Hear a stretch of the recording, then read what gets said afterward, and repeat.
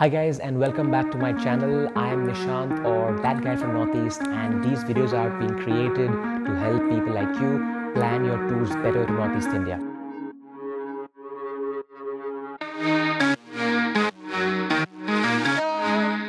In today's video, I will talk about the ideal budget that you should have if you want to experience Northeast India's most beautiful and most popular trek, the Dzükou Valley in Nagaland.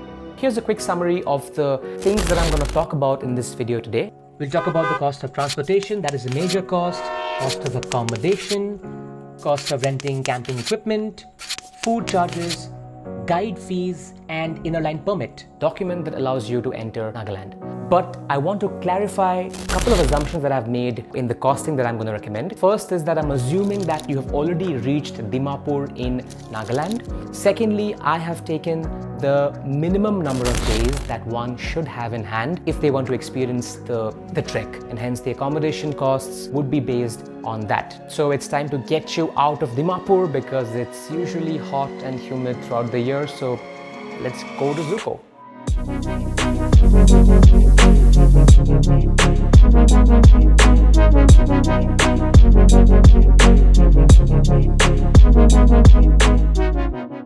So here's how the journey would be broken down.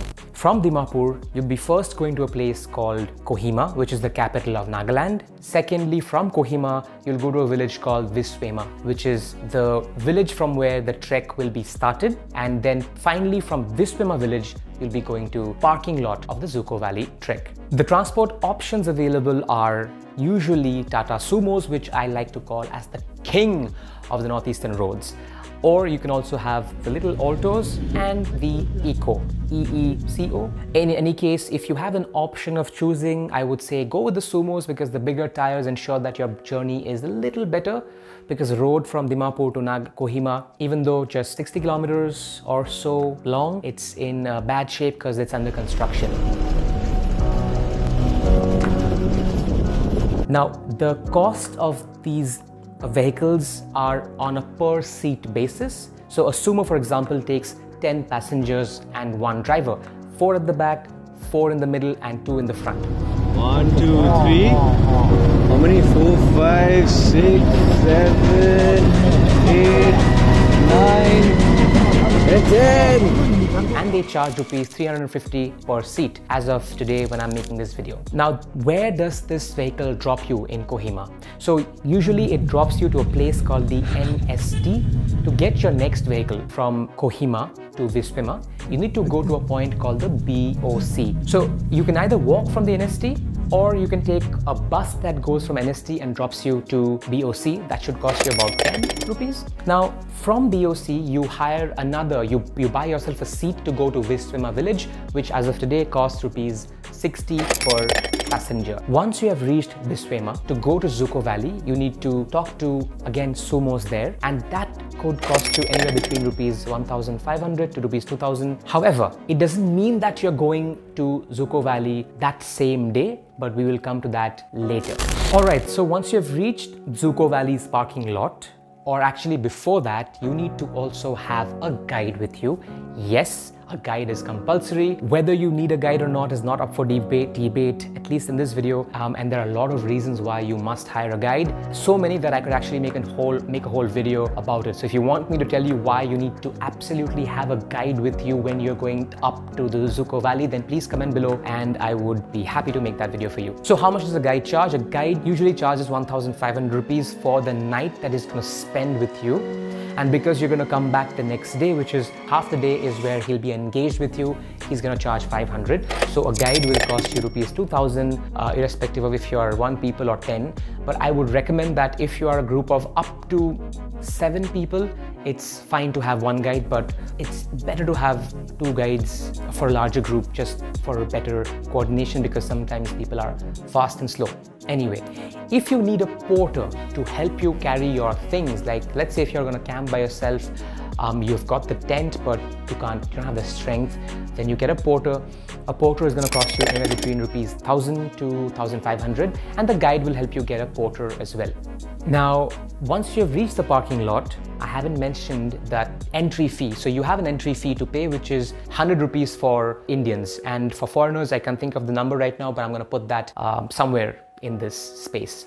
When I speak of accommodation, two places that you have to stay at. One is Dzükou Valley and the other is the villages before you start your trek to the valley. So now we've done the hard journey, you've taken the guide, you've paid the entry fee, and you've finally trekked up to the point from where you can see the entire valley and you're mesmerized.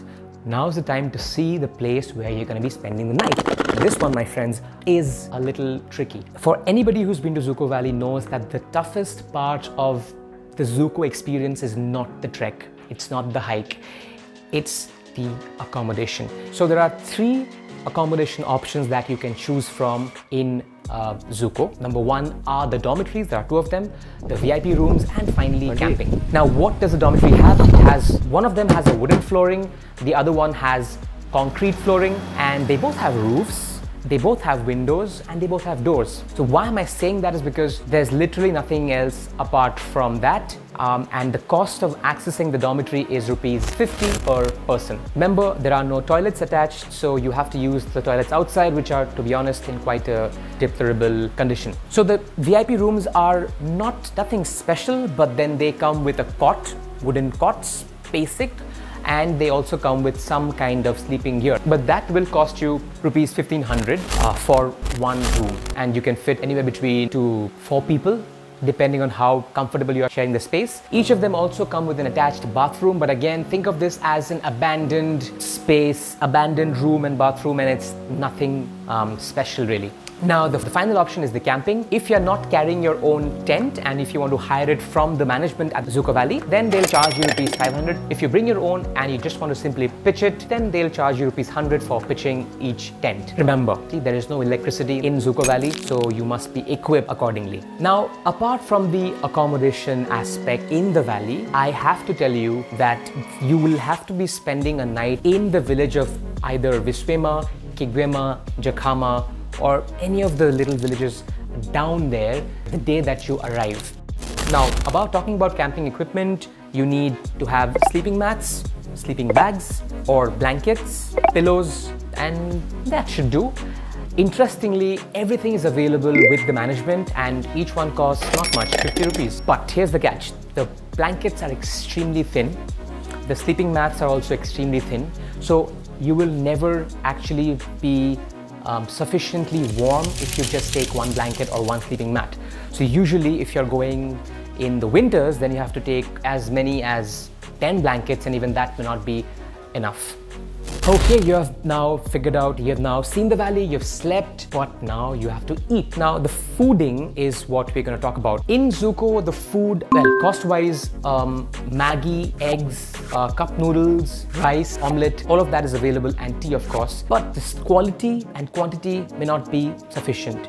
Again, it is better if you are able to cook your own meal in the valley and not depend on the kitchen management staff. Now we'll talk about the first thing which I should have mentioned, and that is the cost of getting the inner line permit. How do you get the inner line permit? What is the inner line permit? All of those again are things that need a lot of discussion, and if you want me to make a video on that, that could be a separate topic. So right now the total cost, all that I've mentioned, is coming up to this much if you are traveling alone. Hence, obviously, it is better if you're traveling in a group of 3, then you can have, or more. And if you're traveling alone, then probably going with a travel company or a trekking company that organizes tours here would be a better option. My quick advice, which is extra from the topic of cost, is that when you're choosing a travel company, please ensure that you're looking at reviews and you're really taking them seriously, because once you have reached the valley, there is no phone network, there is no connectivity, and it gets extremely cold, irrespective of which month you go in. So you do not want to be stuck with a cheap service provider because they are cheap but they're not equipped or they're not professional enough to take care of you, because I've been in the business for long enough. The usual complaint is that people who are taking people up in the valley, trekkers up to the valley as well, are not really experienced or equipped to handle the guests, and it can be a really big problem. So take your time, check out the companies that you want to go with, check their reviews, and if you don't find reviews, even if they're saying they're going to take you for rupees 500 per person, skip that, right? So this brings me to the end of today's video. Let me know if you found it helpful. If I missed out something, I hope I didn't, then let me know in the comments below, and I'm gonna slap myself in the head if I did that, and I'm gonna work out something better next time. If this video has helped you, if you have been to the valley, if you want to have any corrections to suggest, please put them in the comments below. I want to interact, so let's get talking, and I will see you the next time. So bye guys. If you liked the video, then please don't forget to press the like button and hit that bell icon so that when I release the next videos, you can get updates. And yeah, until next time, see you.